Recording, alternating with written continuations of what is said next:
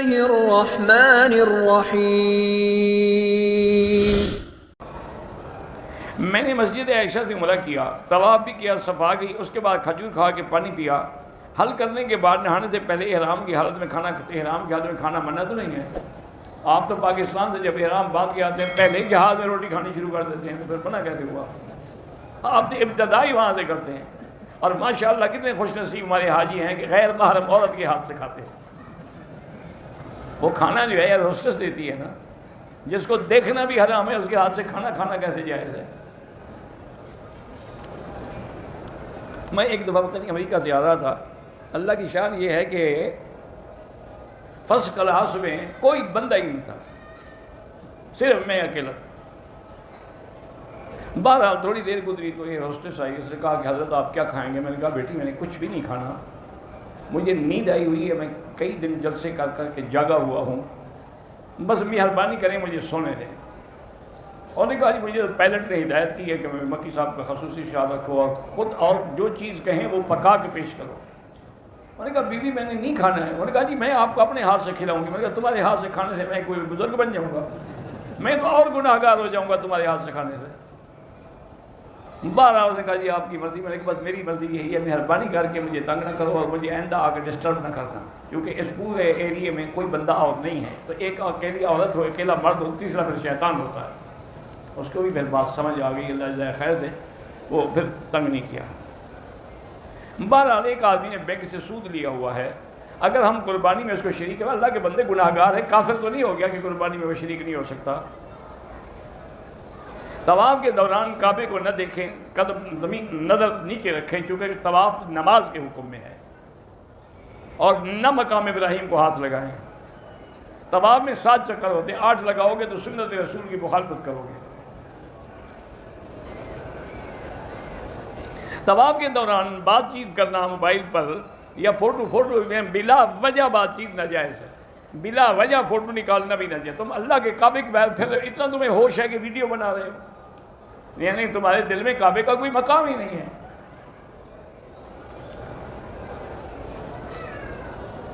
میرے بھانجے مبشر لقمان کا قانون کا اللہ کامیاب کرے۔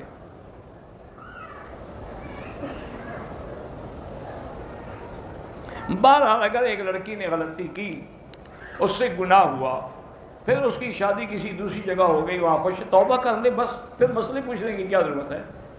اب اس کی زندگی اچھی گزر رہی ہے، بلا وجہ یعنی باتیں کر کے اپنا گھر برباد کرنا چاہتی ہے، استغفار کرو، توبہ کرو اور بھول جاؤ، پھر گناہوں کا ذکر نہ کیا کرو۔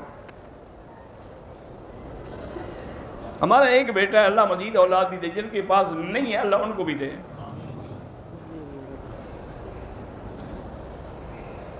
ایک آدمی کی بیوی کو کم از کم 20 سال سے بھی زیادہ عرصہ روٹھے ہوئے ہو گیا ہے، اب وہ طلاق دینا چاہتا ہے، بالکل طلاق دے، باقی حق المہر تو اس کو دینی ہی دینی ہے۔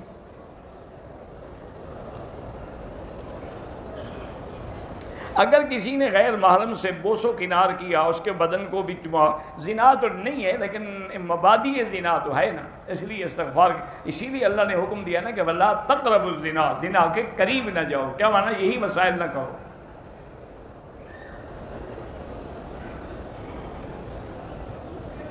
ایک آدمی اپنی بیوی کی ہر ضرورت پوری کرتا ہے، لیکن نان نفقے کے علاوہ بھی اس کو کچھ دینا چاہیے۔ ہاں، اس کو نان نفقے کے علاوہ بھی کچھ نہ کچھ دیا کریں تاکہ اسے احساس ہو کہ یہ میری چیز ہے۔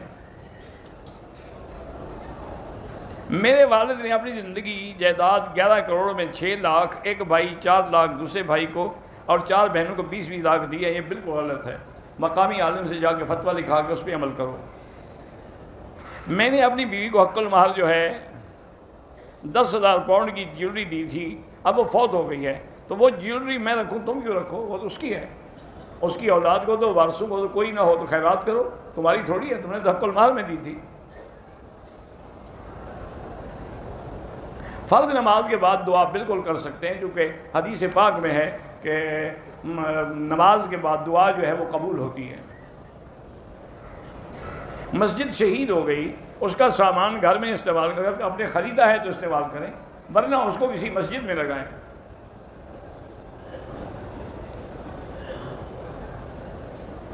ایک استانی ہے جس کی تنخواہ ہے 30,000، اگر وہ اپنے قائم مقام کسی دوسری استانی کو 10,000 روپے کے دے کے بھیجا کرے، بالکل دھوکہ ہے، فراڈ ہے، وہ 30,000 تمہارے لیے دیتے ہیں، تمہاری دوسری استانی کے لیے تو نہیں دیتے۔ دمے کا مریض روزے کی حالت میں انہیلر استعمال نہیں کر سکتا، چونکہ انہیلر کی جو دوا ہے وہ اندر جاتی ہے۔ میں سورۃ البقرہ روزانہ پڑھتا ہوں، اس کا ثواب حضرت آدم سے لے کر حضور صلی اللہ علیہ وسلم کی اور بخش، اچھا ہے، ٹھیک کرتے ہو۔ ہم کسی ایک دنیاوی کام کے لیے ایک سے زیادہ وظائف بھی پڑھ سکتے ہیں، ہم پڑھ سکتے ہیں، جتنا اللہ کا ذکر کرو فائدہ ہی فائدہ ہے، گھاٹا کیا ہے بلا؟ ایک مسلمان خودکشی کرتا ہے وہ کافر نہیں ہے، وہ گناہ گار ہے، وہ انشاءاللہ اس کے لیے بخشش کی دعا کریں۔ کہتے ہیں جی کہ میں حنفی ہوں، کیا امام ابو یوسف اور امام حسن الشیبانی حنفی تھے؟ تو تم کیسے حنفی، اتنے بڑے جاہل ہو کہ وہ دونوں تو امام صاحب کے شاگرد تھے، تو حنفی نہیں تھے تو کیا تھے؟ شافعی تھے۔ انہوں نے تو کتابیں لکھی ہیں ساری حنفیت کی۔ لا حول ولا قوت الا باللہ العلی العظیم۔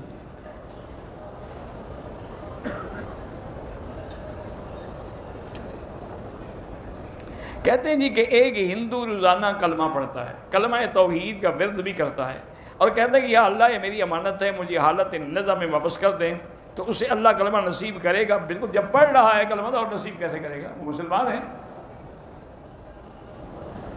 ہماری بیٹی کا امتحان ہے، اللہ کامیاب کرے۔